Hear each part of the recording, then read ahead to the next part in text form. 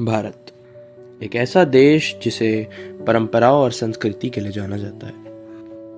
वही भारत जिसमें गाय को हम गौ माता कहते हैं।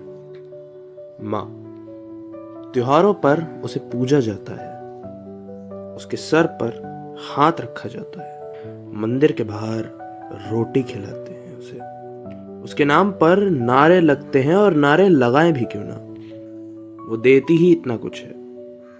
सुबह का पहला दूध का गिलास, शाम की चाय, हर त्योहार की मिठाई कहीं ना कहीं उसी से आती है।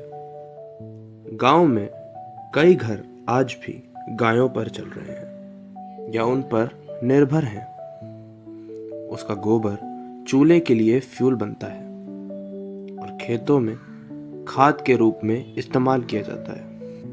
इसी वजह से खेतों में हरियाली हो या रसोई में रोशनी, कहीं ना कहीं उसमें गाय का ही योगदान है। इसीलिए शायद उसे माँ कहा जाता है। पर माँ सिर्फ तब तक जिस दिन दूध कम हो जाए, जिस दिन दूध रुक जाए, उस दिन आवाज़ भी रुक जाती है। ना पूजा, ना फूल, ना नारे।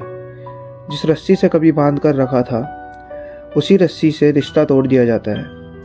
और फिर सड़क, ट्रैफिक, कचरा, वो खड़ी रहती है बीच रास्ते में।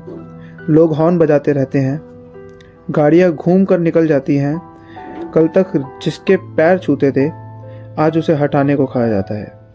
ट्रे कैटल प्रॉब्लम प्रॉब्लम कुछ को चुपचाप बेच दिए जाते हैं। कोई शोर नहीं, कोई नारे नहीं, बस एक रेट उस शरीर का जिसे पैक करके बेच दिए जाते हैं। बंद दरवाजों के अंदर न धर्म होता है न भक्ति, सिर्फ हिसाब। कभी उसकी आंखों में देखा है?